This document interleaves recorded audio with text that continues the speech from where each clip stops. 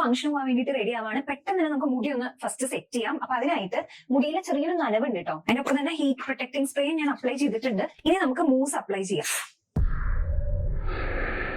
എന്റെ പൊന്നേ, അതെന്തായിരുന്നു ഇപ്പൊ സംഭവിച്ചത് എനിക്കറിയില്ല. നമുക്ക് ഇതിനെ കാണുമ്പോൾ ഇതിനെ തിന്നാനൊക്കെ തോന്നും, വിപ്പിംഗ് ക്രീം പോലെയൊക്കെ തോന്നും. പക്ഷെ തിന്നരുത്, ഇത് മൂസാണ്.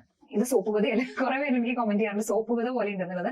അപ്പൊ നമ്മളിതിങ്ങനെ ശരിക്കും സർഫിന്റെ മണം കിട്ടോ. ഞാൻ പുതിയ ബ്രാൻഡ് ട്രൈ ചെയ്തതാണ്. ഏത് മൂസായാലും കുഴപ്പമില്ല കേട്ടോ. നമുക്ക് നല്ലോണം ഉള്ളിൽ കിട്ടാൻ വേണ്ടിയിട്ടാണ് കേട്ടോ മുടി. ഓൾറെഡി ഉള്ളിലുള്ളവര് ഇതൊന്നും ട്രൈ ചെയ്യുന്ന ആവശ്യമില്ല. പക്ഷെ ഇല്ലാത്തവർ എന്ത് ചെയ്യാൻ പറ്റും? ഇങ്ങനെ കുറെ ചെയ്യല്ലേ. കുറച്ചും കൂടി ഇട്ട് കൊടുക്കാം. ഇനിയില്ലേ ഞാൻ സെക്ഷൻസ് ആക്കി തിരിക്കുകയാണ്. 2 സെക്ഷൻ ആക്കാം. ഓക്കെ, കെട്ടാം.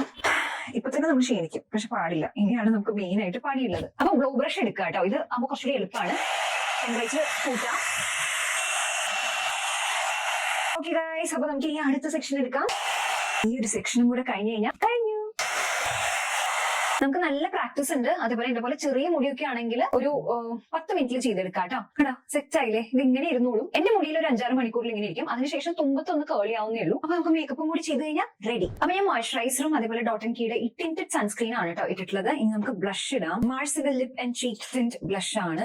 കുറച്ച് മാത്രം എടുത്തിട്ട് ചീക്സിന്റെ അവിടെയും കുറച്ച് എടുത്തിട്ട് കണ്ണിന്റെ മീതി ബ്ലെൻഡ് ചെയ്യാം കേട്ടോ. ഇനി നമുക്ക് ജസ്റ്റ് കോമ്പാക്ട് വെച്ചിട്ടൊന്ന് സെറ്റ് ചെയ്ത് കൊടുക്കാം. പിന്നെ ലിപ്സ്റ്റിക്, ഇത് ഞാൻ ഓൾറെഡി ഇട്ടിരിക്കുന്ന ലിപ്സ്റ്റിക് ഒക്കെയാണ് കേട്ടോ. മുടി ഒന്ന് ടച്ച് ചെയ്ത് കൊടുത്താൽ മതി. നല്ലൊരു പിങ്ക് ഷെയ്ഡാണ്. ഇനി ഇത്രയോട് മസ്കാര. ഈ കമ്മില് രസമുണ്ടല്ലേ? അപ്പൊ ഇതിട്ടാലോ? അപ്പൊ നമ്മൾ വേഗം തന്നെ റെഡിയായി. മുടിയാണെങ്കിൽ സെറ്റ് ആണ്. കെട്ടണമെങ്കിൽ കെട്ടാം, പക്ഷെ അത് സെറ്റ് ചെയ്ത് കാരണം ഞാൻ അഴിച്ചിടാന്ന് വിചാരിച്ചിട്ടാണ്. ബ്ലോ ഡ്രൈയുടെ ഒരു പ്രത്യേകത എന്താണെന്ന് വെച്ചാൽ നമുക്ക് മുടിക്ക് നല്ല ഉള്ളു തോന്നിക്കുന്നുള്ളതാണ്. സ്ട്രെയിറ്റ് ചെയ്തൊക്കെയാണ് പോണെന്ന് വെച്ച് കഴിഞ്ഞാൽ ചിലപ്പോൾ മുടി അങ്ങ് വളഞ്ഞാൽ കംപ്ലീറ്റ്ലി ഇങ്ങനെ ആയിപ്പോവും. ഇതിപ്പോ ഒരു തുമ്പത്തുനിന്നൊക്കെ വളഞ്ഞിട്ട് എന്നാലും നല്ലൊരു വേരി എഫക്ട് കിട്ടും. ഇത് കൊള്ളാല്ലേ? ഇതാകുമ്പോൾ കുറച്ചുകൂടി ഇങ്ങനെ പൊന്തിയൊക്കെ നിൽക്കുന്നുണ്ട്. അപ്പൊ അത്രയും കൂടാ. എന്നിട്ട് ഞാൻ പോട്ടെ. ബൈ.